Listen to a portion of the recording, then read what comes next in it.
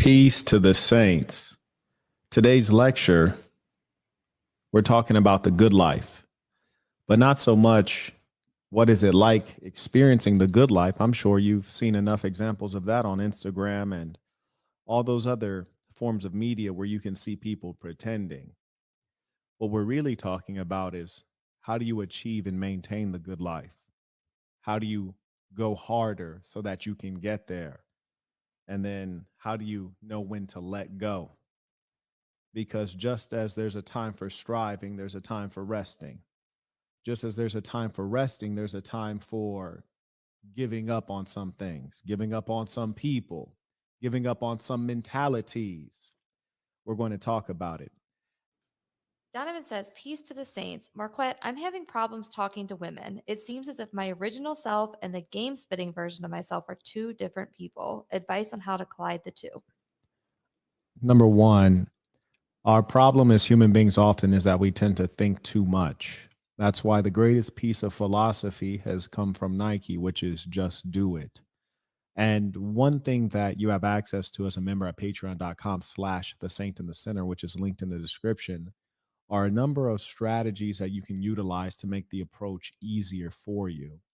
The number one thing for mindset is that you're not tied to the outcome of approaching the woman. Rather, you are tied to the fact that, yes, I will put in the effort on a regular basis. I'll try my best to ask for contact information 3 times a day, if only for practice. And the fact is this: your happiness in life as a man should never come from a woman. It should come from the pursuit of your goals and you living a moral and balanced life. And when you do anything in life, you should always be asking, how can I enjoy this? It shouldn't be a nerve-wracking process. After all, the women that you're approaching, eventually you would hope that they would be a good companion to you. So if you don't enjoy talking to them when you first meet them, surely beyond that, it only gets worse from there. So you should try to enjoy the process. There are a couple of videos you should check out. There's one on what I call inevitable contact, which means that you put yourself in a certain position where the woman has to interact with you. So it removes the necessity of you to approach her. And there are a number of different clever approaches you can find. But at the end of the day, it is to stop thinking and start doing. Today, we speak of the good life. And this I know well.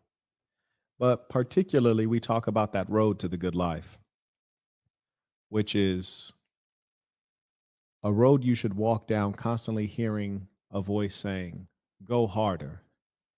What you're currently doing is probably not enough. Because don't you think that everyone wants the good life? Everyone would like to become a millionaire. The question I get frequently is not only how do I become a millionaire, how do I do it quickly? That could be an ambitious thing, or that could just be a silly, immature thing. You see, because it's hard to become a millionaire in general. To do it quickly, well, that's harder still. The fact is, you're walking a road that's actually crowded, the road to financial success. And if you are not outpacing the other persons on that road, you will not make it. Yes, life is competition. And yes, there are a lot of people who don't want to see you win. And when you do win, there are people who wish it was them and not you. So the question really is, what makes you worthy? What are the extra pieces of work that you're putting in that they aren't? What's the strong mentality that you have that they don't? Now, we can all talk of ambition, but to be ambitious is to take action. When I say you should go harder, you have to understand that there's some critical things involved in that. Number one, go hard at what? The thing that I notice missing from most people who would talk of success but never achieve it is focus. They want to do everything. They want to be an acrobat, an astronaut, a social media influencer, a football player, and this and that. And they want to create this product and have this brand. Life generally doesn't work like that. And especially if you're a army of one. Focus is the trait that you must first master, which is the idea that you should include some things within your view, but you should exclude a great many things outside of your focus. You should exclude things, people, activities, and say, this is not worthy of my time. For I woke up today with a vision and a plan, and I shall execute it. And the things that are not involved in me getting through this road so that I can get to greener pastures, all of those things are irrelevant. And I'm willing to suffer the opportunity costs because I'm immortal and I cannot be everything. If I could live 1,000 years, I'd want to be a rapper. You might not know I love basketball. I'd want to be a basketball player. There are a lot of things I would like to be. I'd like to be a poet. I'd like to be a stand-up comedian, like to be a boxer, but I don't have time for all of those things in this one mortal body. So I will focus and make my next move my best move. We all have some talents. It is actually a burden to have many talents because then it becomes harder to focus. So, step one, focus. Keep your eye on the ball. Tommy said, Peace to the saints. What's your definition of a good life? I have realized most people think it's having money, women, cats, etc. Say cats or cash? It says cats. Curious. That could be sarcasm. I'm not sure. Understood. Oh, yes. No, there's some single women who use these animals in place of the things they really want, like a man or a child. The good life for me is based on wealth, and the true definition of wealth is to have capital plus free time. This translates to something called freedom. When you have freedom, you feel like you're a boss. If nothing else, you're your own boss. Very few people are their own boss. I mean, just imagine. There was a time I had an office in South Korea, and the South Korean government was funding me to bring employees over to Korea and even to bring independent contractors. I had a number of people who were friends.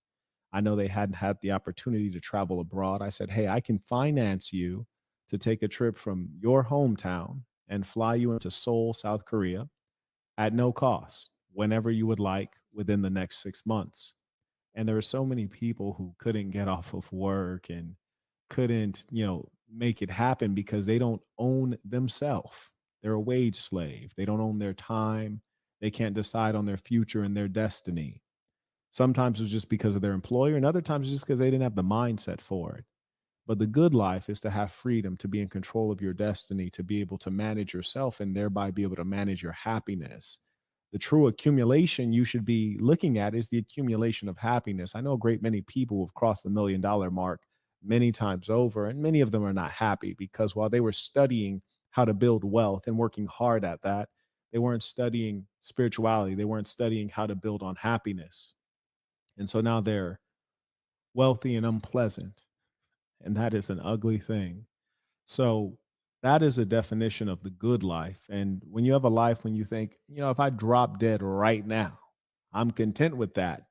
In my case, I am. I've lived the life of 5 to 10 men. I've traveled more places than you can put 100 people in this room, and I probably travel more places than all of them added together.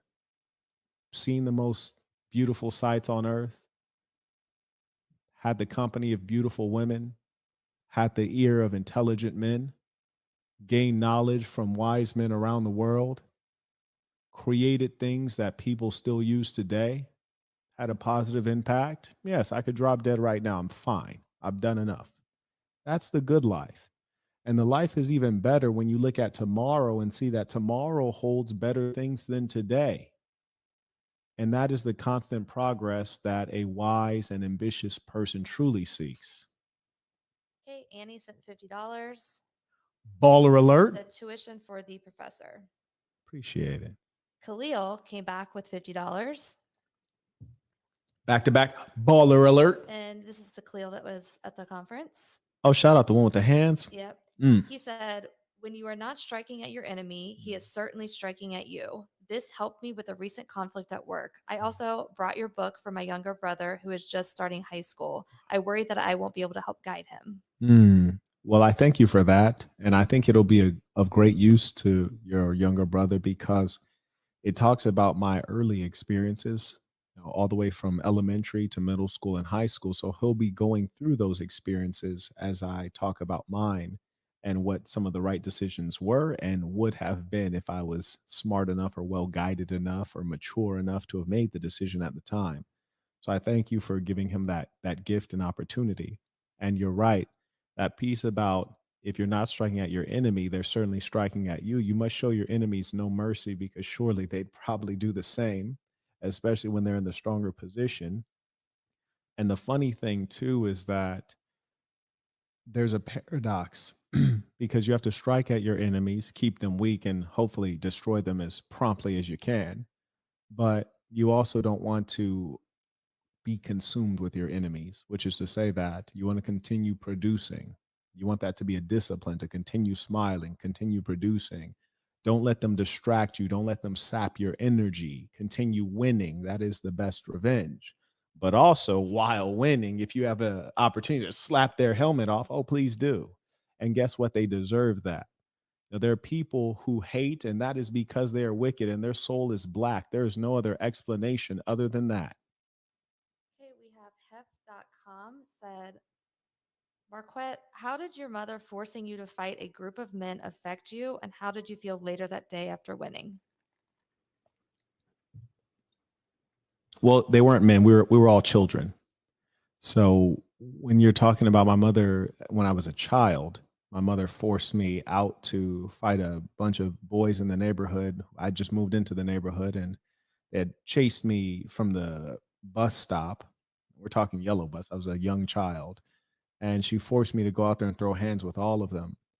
Number one, she tore fear out of my heart and it never came back.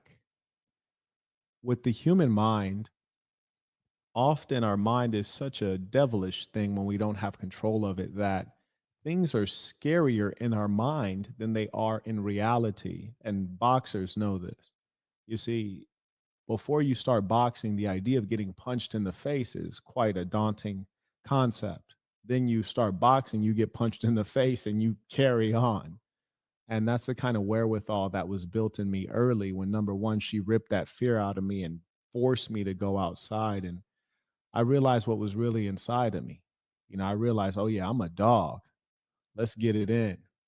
And it also made me snap and it made me realize that there's no one to protect you. It's just you. There is no hero on their way to come save you. You have to save yourself. And that's what she was teaching me. We're in a cold world. You're in a vicious environment. And when you're among lions, you better be a lion, lest you be the antelope and end up getting eaten. And after that, I've never had the concept of running. She taught me right then that in this environment, if you run one time, you will be running forever. And you can run, but you can't hide. Eventually, everything you run from will catch up with you. You must confront people. You must confront problems. You must deal with it, especially if you are a man, for there is no protector of a man. You must protect yourself. And what's better than being a protector is every now and then you actually have to be the aggressor. It is true. Fabian said, Hi, Saint. I struggle with handling disrespect, specifically from my father. I want to throw hands at times, but I know I will regret it. How do you handle disrespect? I feel like you have a Oh, video on that. I do. I probably have more than one video on handling disrespect. Firstly, you have to weigh up the cost. Sometimes it's just your pride that is hurt. And it's not because your pride needs to be hurt in that situation, it's because you're not looking at things through the proper lens. Sometimes people have all kinds of insults to give you out of their mouth, but there's no consequence, you see. For example, when I was flying around Europe, someone said, "Oh, you have the smallest private jet of all of the private jets." Well, that's true. There was only two of us. There's four seats. 50% of the capacity was not even utilized. I wish there was a two-seater we could have taken. Um, that's disrespect. But what does it amount to? It doesn't amount to anything. Doesn't affect my pocketbook. Doesn't affect my self-esteem. Doesn't affect my day. And some things are petty and they're said by petty people, and you have to treat it accordingly and just let it roll off. Other things, the words may have some measure of truth and they might hurt you because of that. And then you react angrily, but you have to ask yourself, am I reacting angrily because this word actually had a consequence in the real world, or was the consequence only in my sick mind? You see, people, especially when you're successful, they have a lot to say. whether it's your father, your mother, your parents, your friends, your enemies, strangers, onlookers, audience. People have a lot to say. Now, granted, your mother and father, they should be your biggest supporter, your biggest cheerleader. If you've read my book, The Black Box, it'll be a good guide to you. In my book, I state that sometimes your family is not what you expect family to be.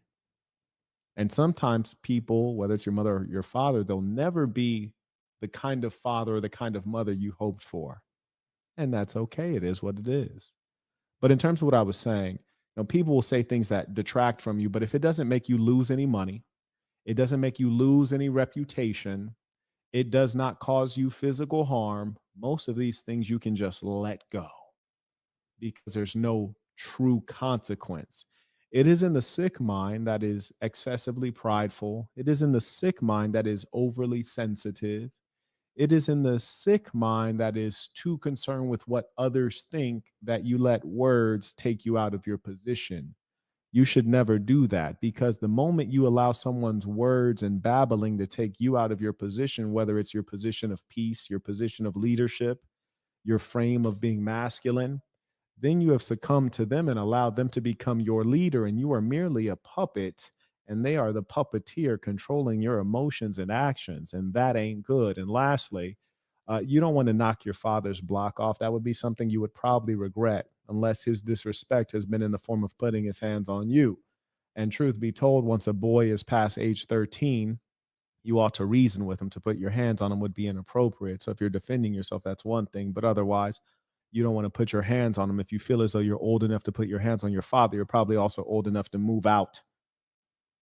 Tommy came back. He said, apologies for the wrong word, Saint. I meant cars. So he did not mean cats make people have a good life. He Ah, meant yes. cars. Yes.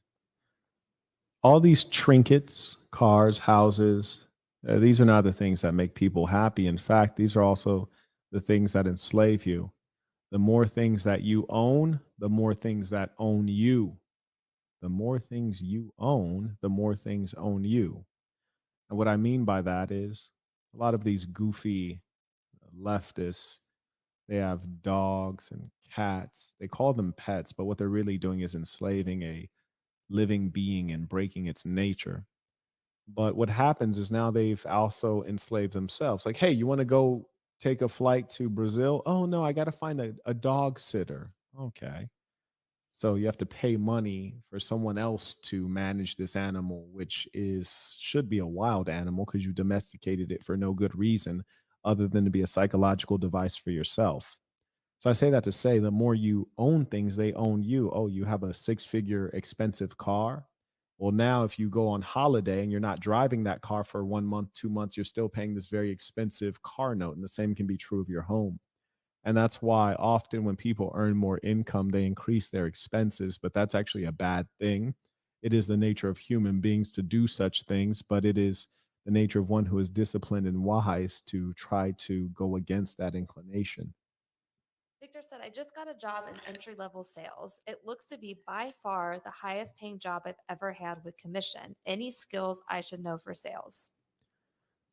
Number one, not to anticipate success. So you said with commission, you need to make some sales and see, what rolls in.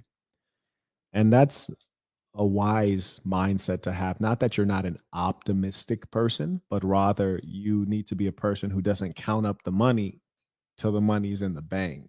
I repeat, don't count the money till the money's in the bank. In business, I've had deals close, they signed the contract, and then the deal unclosed somehow. Human beings are funny and fickle. Markets are unpredictable.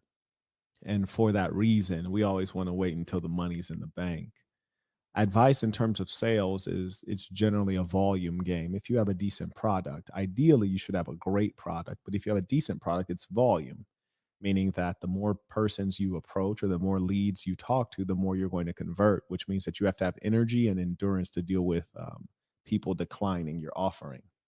Austin just sent a cash out for $50. Baller alert. He said, had to hop on the baller train. Oh, indeed, as we all should. And this is the same Austin that sent two followers on that news stream. Oh, word. He's a Yeah. real one. He said, let me He's show you prosperous. something. Yeah, That's yeah. a beautiful thing. I like to hear that.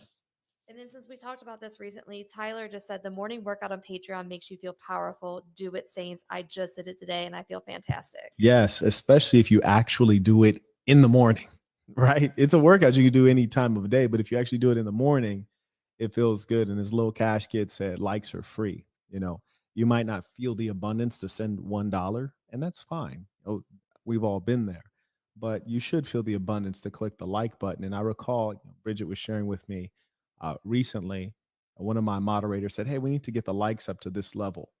And then someone said, "Well, I'm not going to click the like button until I watch the video," which is a reasonable thing to say, except I know that you're an underdeveloped man. Here's why.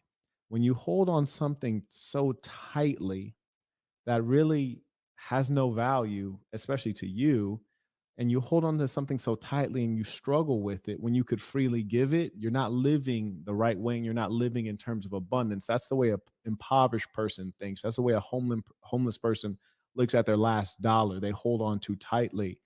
And like, for example, the homeless person holding on to their last dollar too tightly, they'll be disinclined to invest it and make it grow. They'll be disinclined to use it in a way that's going to allow it to grow because they're holding on to it so tightly. There's some things you need not hold on to so tightly. You don't want to embrace struggle. You want to embrace ease.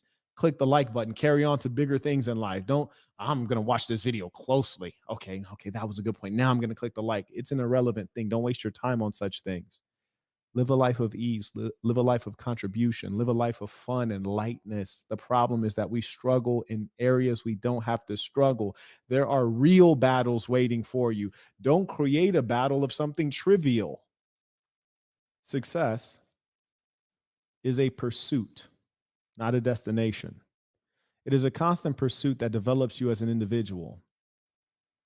The reason we say it's a constant pursuit is because what you may call success today can disappear tomorrow. If you're measuring your success in money, your money can dwindle tomorrow. Feds, IRS can freeze your accounts. Your wife can wipe it out in a divorce. People can steal from you. Your accountant can be fraudulent. All of those things can disappear. It's more valuable to be $1 million man than to have $1 million. I repeat, it is more valuable to be $1 million man than to have $1 million, which is to say that someone can take $1 million from you. But if you know how to create $1 million, you can always make it reappear. That's a valuable skill. There are many who have become millionaires only to never get to that level again. They're mostly athletes.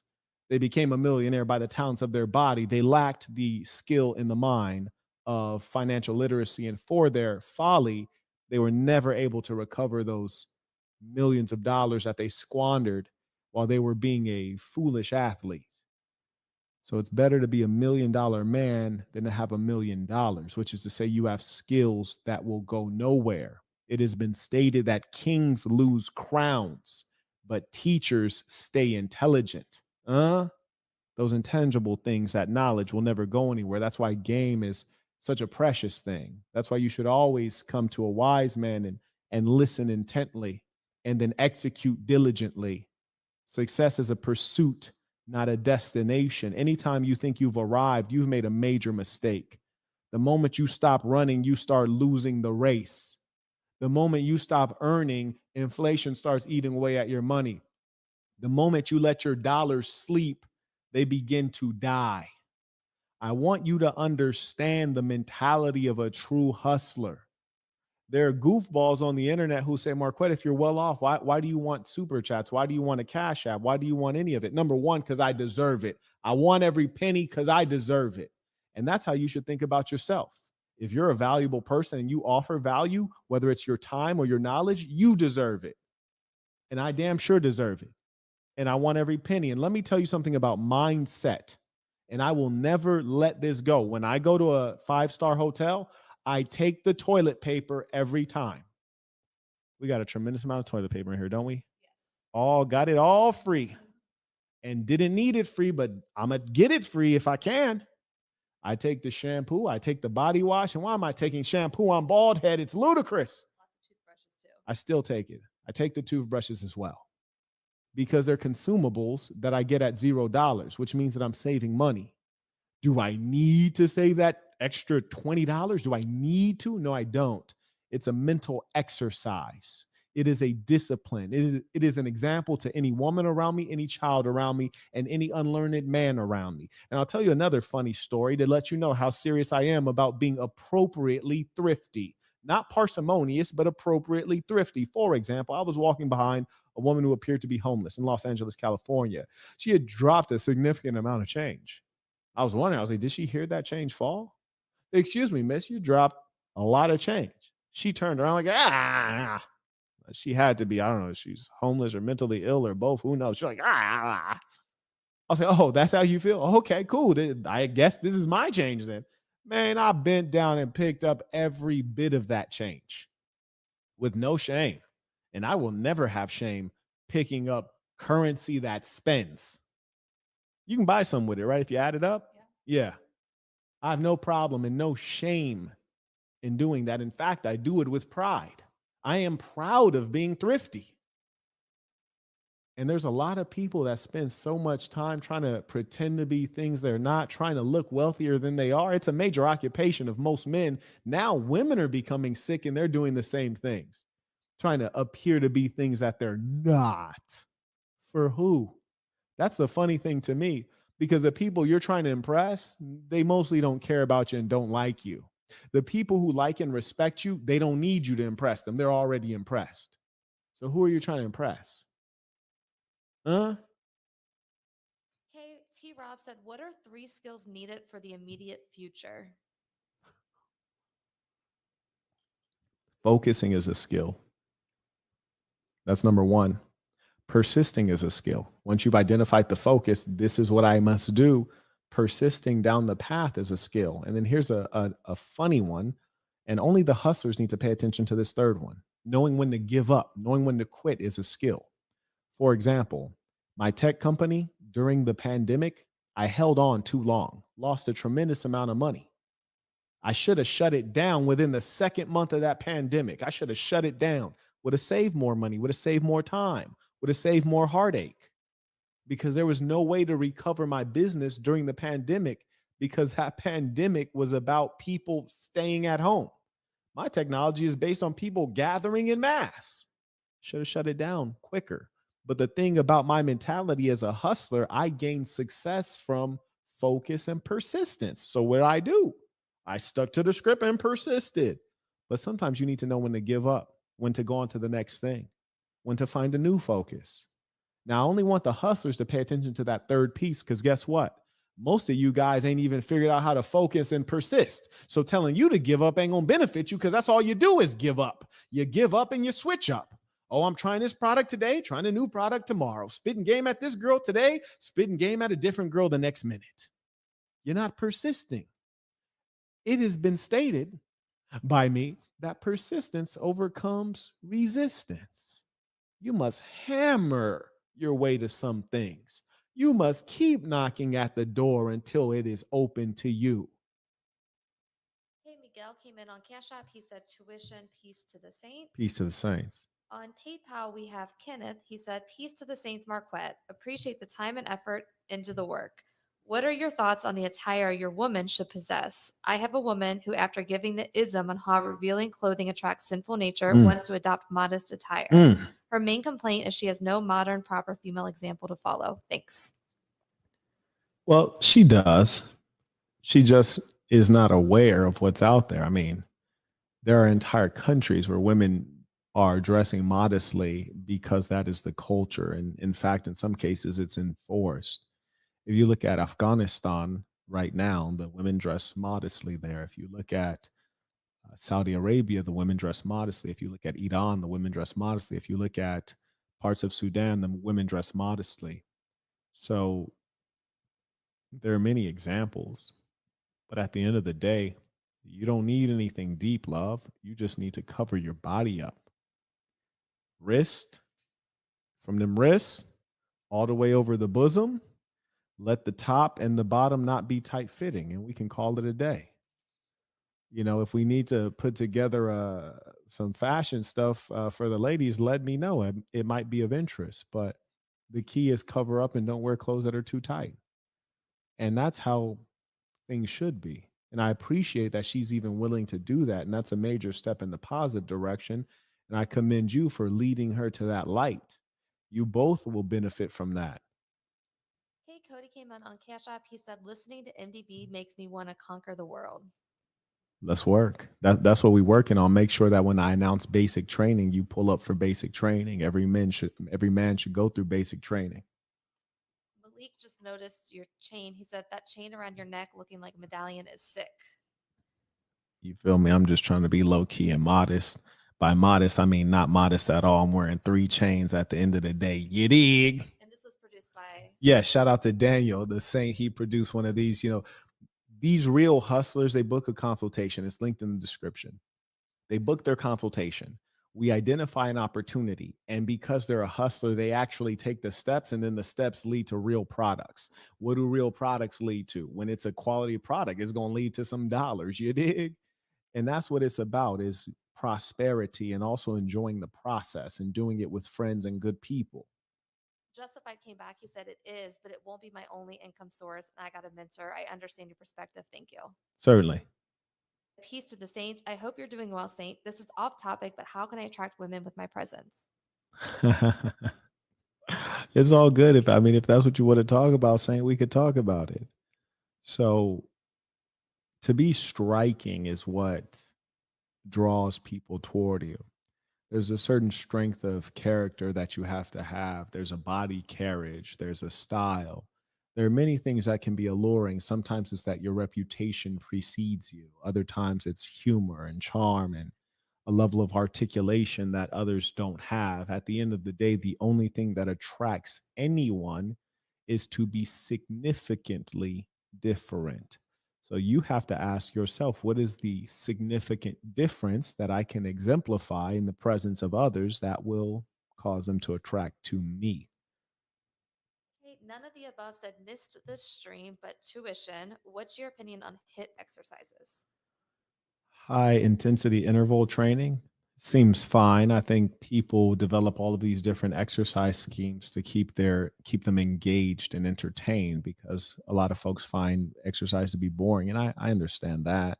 So I think it's fine. I don't see anything majorly wrong with it. Depends on what kind of exercises you're doing. I think we've all been in the gym and saw someone doing like some weird exercise, and we're like, bruh, that exercise doesn't do anything. If you don't sit your like, even when I watch people do chin ups or pull ups, they're using their legs to like thrust themselves over the bar. And I just know that they're not getting the kind of muscular isolation that's going to lead to the tearing of the muscles, because there's no strain. They're using their legs, because their true goal is not to build muscle by pushing their muscles to failure. Their true goal is to look good in the gym. So they want everyone else to see how many pull ups they can do. It's better to struggle doing 3 high quality pull ups than to do the and do 10 of them. And most people are trying to do the higher number so they look good. Successful people. Major difference I noticed between successful people and unsuccessful people. There's a lot of differences, but here's a major one. Successful people tell the truth to themselves. That might also be a function of stupidity and intelligence. I don't know. But one thing I'm certain of is the way it manifests in terms of outcomes. Successful people tell themselves the truth. I'll give you an example. I just got to say one petty thing. I just can't help it. I just got to say one petty thing. You ever see those women who are wearing so much makeup and you're looking at them like, do you not look in the mirror and notice that your face is golden and your neck is white, or your face is golden and your neck is black? We all know that this is not your appearance, your complexion, your coloration. It looks turbo fake. Why do you not see the truth of it? Just had to get that off my chest. I'm sorry. Okay. Carrying on. Now, successful people tell themselves the truth. Unsuccessful people lie to themselves. When I was a child, I'll give you 2 examples, one of which I experienced when I was a child. I remember I got this mentor, and I was very blessed to get this mentor. It was in the Big Brothers Big Sisters organization. The gentleman was actually Canadian. He was a professor at a business school. One of the few intelligent people I had access to, having grown up in poverty, African American poverty, essentially, African American and Mexican poverty. So he was the first person outside of the culture who was educated, intelligent, and blunt. And I remember telling him something stupid. I didn't know it was stupid at the time because I was lying to myself. I was deluding myself largely due to immaturity. When you see adults deluding themselves, it is due to other things generally. But I told him, I said, I'm suffering insomnia. He says, oh, yeah, tell me more. And I explained what I was calling insomnia. He says, well, what's insomnia to you? I said, well, it's when you can't get to sleep. He said, okay, well, what time do you go to bed on average? I was like, probably like 3, 4 a.m. He's like, okay. He's like, don't you have to get up for school? I was like, yeah, that's the problem. I can't get up for school. He's like, oh, okay. He's like, and then when it's time to go to bed, why don't you just go to bed earlier? I was like, well, because I don't feel sleepy. He's like, well, what time do you wake up? I was like, I don't know, probably like 7, 8, 9, 10. It varies. He says, okay, we'll try this. Every day, wake up at 7 a.m. no matter what, every single day. He's like, but since you have insomnia, whenever you feel sleepy, just go to bed at that time. Since you have insomnia. I was like, all right, for sure. He's like, but you really got to do this. If you want help, you really got to do this every single day. Wake up at 7 a.m. So I tried it out. I woke up at 7 a.m. every single day. And you know what started to happen? Around 12 a.m., I started feeling drowsy. It went opposite. Now I'm trying to stay awake. I'm blacking out. I didn't fell asleep. And then what I realized is I was BSing myself. You don't have insomnia. You are suffering from stupidity and laziness. Stupidity of you're being idle, staying up late, doing nothing productive at all, watching television or doing whatever you do, talking on the phone with a broad till you both fall asleep. Then you fall asleep around 3, 4 a.m. Then you're going to sleep past the time you should have woke up to get up and go to school. Stupidity. And you didn't have a parent who was disciplining you and making you get up and go. So I missed first, second, third period. Sometimes don't even go to class. And what I realized, no, I didn't have insomnia. I just had inconsistency in my schedule. I had laziness, stupidity, and immaturity and a lack of self-reflection. He's right. If you wake up early every single day on a consistent basis, your body as a human being is going to shut down because you all require sleep. And what I realized since I was 16 and I stopped doing dumb things like that and I stopped being unreflective, I've heard a lot of dimwits say that they have insomnia. And I've observed that. I've never seen it. It's not a real thing. Further, I also notice everyone sleeps more than I sleep. I hear a lot of people, oh, I only sleep 4 hours a night, 5 hours a night. BS. Never met this person. I've only met one person that can exist on my sleeping schedule and be coherent and pleasant. His name's Andrew Coy. It's a white guy from Alaska, Mormon guy. I think I might have wrote about him in my book, The Black Box. Only other person. Everyone else requires more sleep. So if you're a human being, you should be trying to sleep 8 hours a day because that's what you need to function. Now, I say all that to say this. I realize I don't have insomnia. All the people who say they have insomnia, that's the first indicator I get to know that they are not a disciplined person. They don't work out regularly. They damn sure don't lift weights because the moment you start lifting weights heavy on a regular basis and tearing up your muscles, your body is going to cut off and make you sleep. If you work hard and you wake up early, your body is going to cut off and make you sleep. It's those dim-witted fools who lie to themselves and say they have insomnia. No, they got some whole other things they don't want to admit to. Inconsistency, lazy, stupidity, immaturity. That's probably what they got. So now we understand insomnia and how people lie to themselves and make excuses for their shortcomings. Another thing that is common to people who are underperforming, and this is something you should try to avoid, obviously, is looking for the magic bullet. The magic bullet, that one thing that's going to take you to the next level. Generally, there's no magic bullet. There are usually a number of disciplines that you must do consistently to get to the next level. I was watching back a live that I did in the past, and someone said, Marquette, what do you eat? You're so ripped. What do you eat? Like, what's like the main food you eat? And it's true. I do have a pretty good diet. I eat a lot of home cooked meals. I am very blessed, and you all should get a good woman in your life who can help you with that. And if you don't, make a sandwich, put some alfalfa sprouts on there, some turkey, and maybe a little bit of mustard, and put some bread on there and eat it and then carry on. What I eat is not the whole ball game.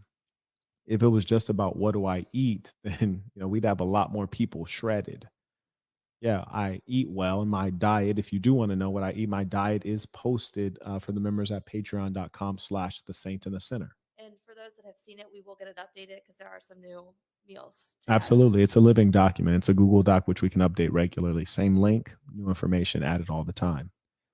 But in addition to what do I eat? Well, I can also just right now, I could put on some shoes and run 13 miles, jump rope 15 minutes, hit a significant number of chin ups, hit an obscene number of burpees, back to back to back to back to back to back. Right. And then after that, if you wanted to, we could go to the club because I'm still functional. So, what do you eat is not the whole story. What do you eat? How much do you sleep? How do you perform the exercises when you do them? What's the exercise regimen? There are a number of disciplines. What I'm telling you is that there's no magic bullet in life. There's never just that one thing that made you catapult to success in anything. And if you're looking for that one thing, you have to look in the mirror and tell yourself, I'm not serious. I don't really want to win. I'm trying to cheat my way to success. And guess what? Cheating don't work. It doesn't. And though I've broken laws in life and I've broken rules, I've never cheated. I want to repeat that. I've broken rules, I've broken laws, but I've never cheated. You can't win cheating. Real success sticks around. Fake success disappears. I don't find it to be coincidental that Kevin Samuels was broke his whole life, was successful, like living high on the hog for maybe a year and a half, maybe a year and a half tops, right? I didn't know who he Something like was. that. Yeah. And then he ends up dead. We don't know if it was a health thing. People are like, did he drink too many Red Bulls? I don't know. It could have been, but just the fact that that was a consideration is a sad thing. He's a young man, good looking guy, tall guy, had every opportunity to continue living at the high level. But some people say it was drug overdose. I don't know. Some people say it was the broad. I don't know. But what we know for sure is whatever happened, it was his fault. That's all we know for sure. And we know that the family won't disclose the true cause of death. And at his age, there's no normal cause of death, right? You shouldn't have a heart attack at that age. You shouldn't have any chronic illnesses at that age. So whatever happened was due to poor behavior. It was due to choosing the wrong broad, too many of them Red Bulls, using cocaine, or whatever was done. But it wasn't a good thing. That's what we know for certain. And I don't say that to speak ill on the dead. I say that as a cautionary note to you to say that Kevin Samuels was a highly intelligent, good looking, tall brother who had every natural advantage in the world. But some of the disciplines were missing, and that limits your success. So, what I'm telling you, there's no magic bullet, and cheating don't work. Image ain't gonna work. You got to have the substance. You really got to be him. You can't look just like him. You got to be him. Hey, we normally read $5 in the super chat, but this is a good message. Sauce said, "Peace to the saints. Please tell the saints to get off the weed." In a real way, get off all of the drugs, get off the sugar, get off the caffeine, get off the Red Bulls, get off the BS, and get on to believing in yourself and making yourself deliver. There's no magic bullet. There's no easy way. I promise you. But guess what? The hard work becomes easy work when you say, I want to do it and I can do it. It's within my abilities. Huh? Well, for people that want to know your diet, there's nothing other than water to drink Yeah. in this house. Yeah. And you guys see me all day, every day. Water. You might see me mess around and take out 8 glasses of these joints during a live session. Okay, Mackenzie came in on Cash App. He said, "Peace to the saints." Peace to the saints. AR said, "What are important things to consider when pursuing a pro boxing career? I know it's not as easy as it seems in my or most people's heads. What are things people generally overlook when pursuing a career in this avenue?" Number one, boxing is a dirty sport. It's not terribly well regulated, which is to say that there's a lot of things that can be negotiated that probably shouldn't be negotiable, from the size of the gloves, number of ounces of gloves, in some cases, like the manufacturer of gloves, where the padding and weight is distributed on the glove, the size of the ring, how many feet wide it is. A lot of things can be negotiated that probably shouldn't be negotiable. For that reason, you need a team, whether it's your cut man, your trainer, etc., who are very seasoned people in the sport. And ideally, if you have some connections with the commission and referees, that's going to help, because we've seen a lot of outcomes in boxing that don't quite add up, and it was due to favoritism. So understand, boxing is a dirty sport. It's the greatest of all sports, but it is indeed a dirty sport. And I think that you can be very successful in it, especially if you have the intelligence to leverage social media the way, what's a kid named Ryan Garcia? He has no goddamn boxing skills whatsoever to be as famous as he is. He's famous at that level because he has social media skills. And so I think it's a unique opportunity, because in boxing, you're just the one. Basketball got a whole team. It's harder to shine, even if you have talent. Boxing, you can have talent, good looks, a little bit of social media game. You're going to go up. Ricardo sent $100. Baller alert. Shout out to Ricardo. He didn't even have nothing to say. He said, I'm just pulling up to show love in a real way. Saw Scotty is back and said KS died in a woman's lap like a pimp. Lord, let me go out like that. I wouldn't say like a P, because I don't trust that she was paying him. It may have been the other way around, because I know that he was into the tricking. But would we all like to go out in the lap of a thick, ultra thick Latina? For sure. I mean, in that regard, shout out to KS. Would I rather stay alive and keep on smashing them and then go out maybe later in life, like 90? That'd maybe be a preference. You hear me? Actually, I don't know if I want to live 90. That's kind of, yeah, 90 should be fine.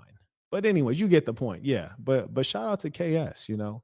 He did some great work, and it would have just been, all of our hope that he would have continued on doing his work. I think he had a lot to add to the game. Another thing you have to understand is that there will be pain. Yes, there will be pain. And that's good. That keeps everyone from doing it. That's why first class is rarely sold out on the flights. That's why it's easy to find a private jet, because there will be pain getting to that level. Not everybody's doing it.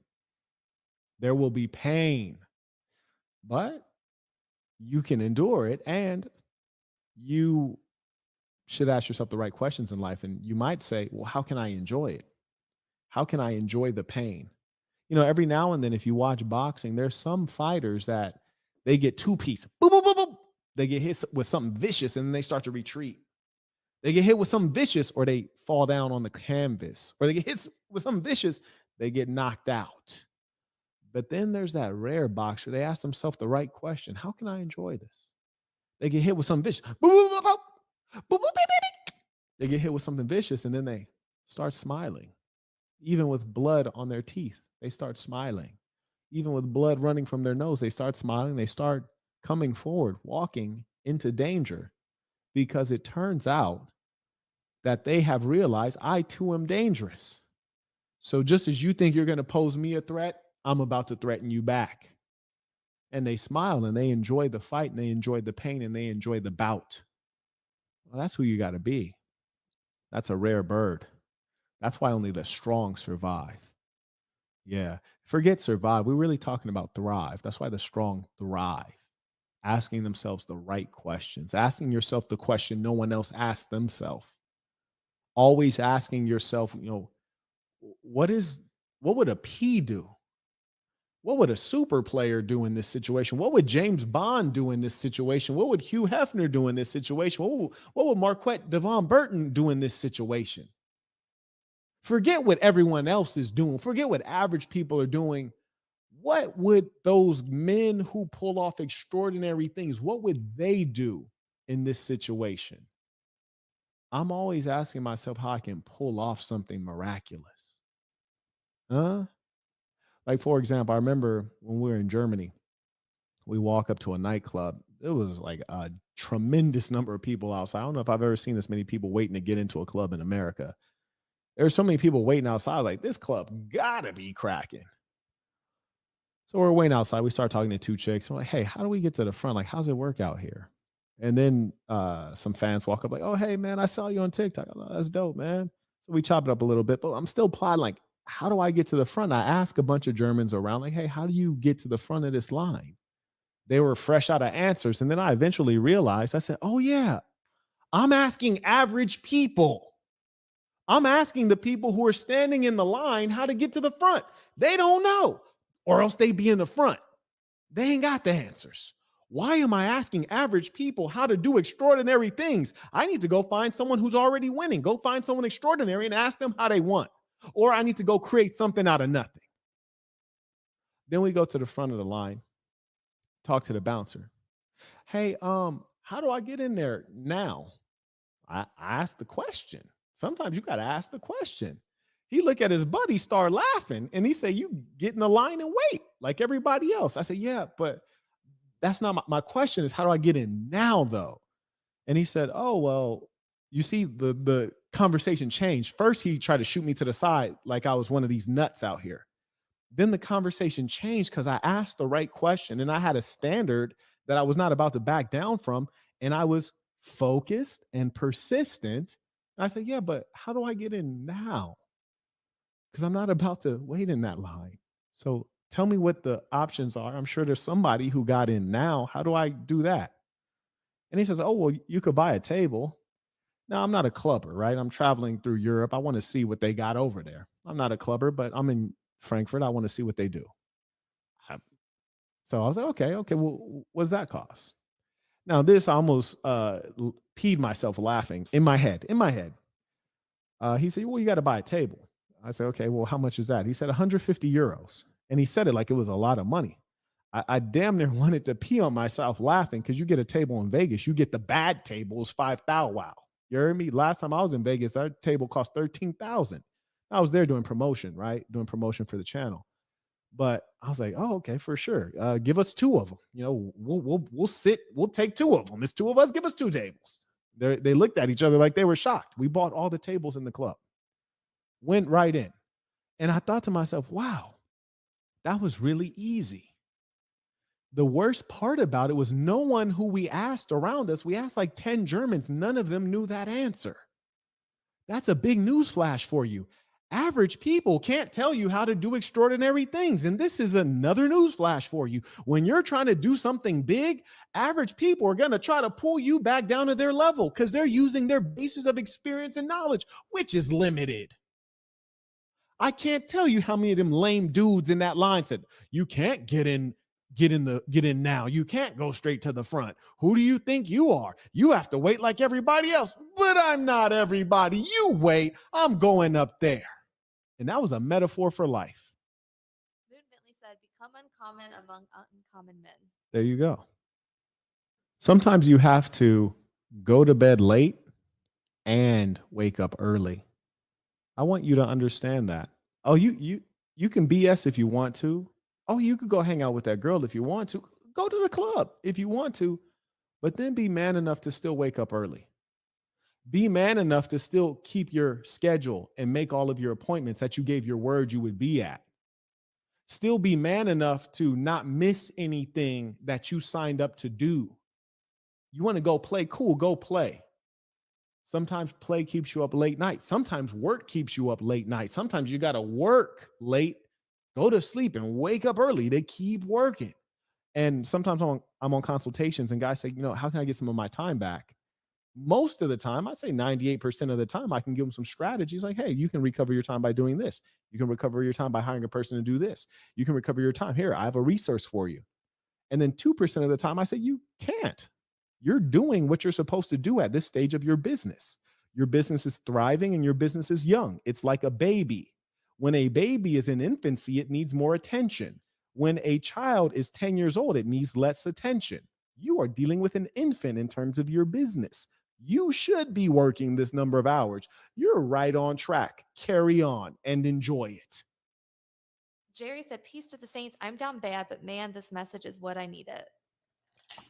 Shout out to Jerry. And the funny thing is, you're never down as bad as you think you are. That's the great thing about life. Every time we have a meal as saints, and I don't care if we're having meals with people who aren't saints, we still say, what's one thing you're thankful for? Every now and then I say, I'm thankful that I get another chance. I'm thankful that I get another chance. It means I made a mistake. I did something that was less than great. I didn't live up to my own morals. I didn't meet my own standards. I fell short, but I get another chance. If you didn't die, you get another chance. Kevin Samuels, he out of here. He don't get no more chances. I don't even know why people bring him up, to be honest with you. And when I'm gone, don't bring me up. Bring up my philosophies, bring up my recommendations, but me, I'm gone. Once you're gone, it's over. You don't get another chance. But all of you watching this, you have another chance. Whatever mistake you made, it's fine. Carry on. Whatever shortcoming you had, you can still win. When death finds you, it's over. But until then, you get another chance. And the funny thing is, all the mistakes you made, really 9 out of 9 are not that bad. Now, there's some things that are unforgivable, like Sinful to P. I had to roast him because he's dealing with little girls, and we don't condone sex crimes. Not at all. That's not forgivable. But anything short of that, including murder, I forgive you. You should forgive yourself. Carry on. Let's win. Nora said, peace to the saints. Peace to the saints. Boone Bentley is back and said, peace to the saints. I'm about to make a career change, and this message is needed. Thank you. When the student is ready, the teacher will appear. Indeed. And I want you all to be able to forgive yourself as appropriate and to know when to let go. That's the second part of this lecture title, is know when to let go. You see, the reason I'm comfortable with death and the reason I don't care what goes on after me, whether it's legacy or otherwise, is because I know how to let go. When I'm dead, I'm letting go. I don't care what my kids are doing. I don't care what my wife is doing. They're in the living world and I'm in the world of the dead, if there is such a thing. I'm letting go. It's finally time to really rest. I've been going hard. You got to know when to let go. I remember the first time I had my first major release, I let go and it felt so good. I had this job that was killing me in a literal sense. It was actually making me sick. I was working for a sick, wicked person, a woman. And when I quit this job, finally, I never felt more relieved. I didn't have any money saved, but I still felt so relieved and at peace. And I realized peace is the greatest wealth. Most people don't have it. And that job, I took it away from me. And that job was killing me. I had to let go. Sometimes you're in a relationship like that when you need to let go. Knowing when to let go is a critical thing. It requires maturity. And sometimes it requires an outside perspective, which is why it could be good to get a consultation with someone or to talk to a wise person you respect. Sometimes they can see things you can't see. That's why boxers have a trainer in the corner shouting out recommendations and orders and alerts, because sometimes others can see things you cannot see. Life will always have problems, but when you exercise a disciplined and moral life with respect to truth and doing the right thing on a regular basis, the nature of your problems will be things that you can appreciate. Some of you, you're at a stage where your problem is, I don't have money. That's for sure a problem. I agree. That's for sure a problem. Then you might evolve and you still have another problem related to money, but it's not, I don't have money. Then the problem might be, my friends don't have money. Now I got money. I want to go travel around the world and live like a playboy. And my friends can't come with me. I got to do it alone. I don't know anyone else on the same financial level that I like or that's as young or likes to do the same things. So now your problem is, my friends don't have money.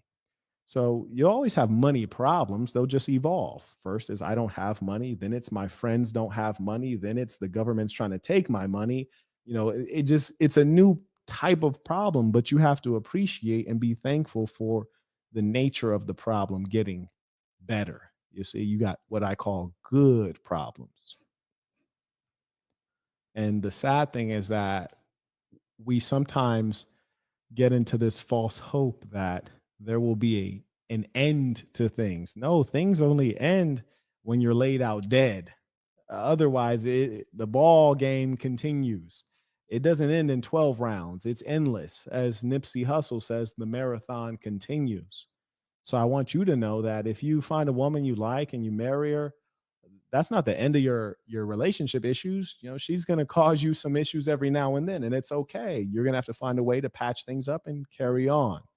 If you make money, not having money was the first problem, and then now later it's managing the money. It's finding new banks to put the money. It's protecting it from government, protecting it from lawsuits and wrongful seizures. So it never stops. You'll always be working. That's what you have to understand. But the question is, how do you find a way to start gliding? You started off grinding, which is unpleasant. Now you should be gliding, and everything you do should be in a beautiful way. People should look at you and say, wow, he does that with grace. When people hate on him, he handles it with grace. When women speak out of turn or get out of line, he puts them back in line with grace. And so, if you keep that playerism in your ways, you're going to live a beautiful, happy, peaceful life. That is the good life. Saints, it has been a pleasure having this time to fellowship with all of you. Let us end with our tradition, the Creed of the Assassin. Repeat after me with full conviction, knowing this is true of you. The Creed of the Assassin. I am going to be who I truly am because I am remarkable, and I'm going to strive every moment to show the greatest part of who I am. Until next time.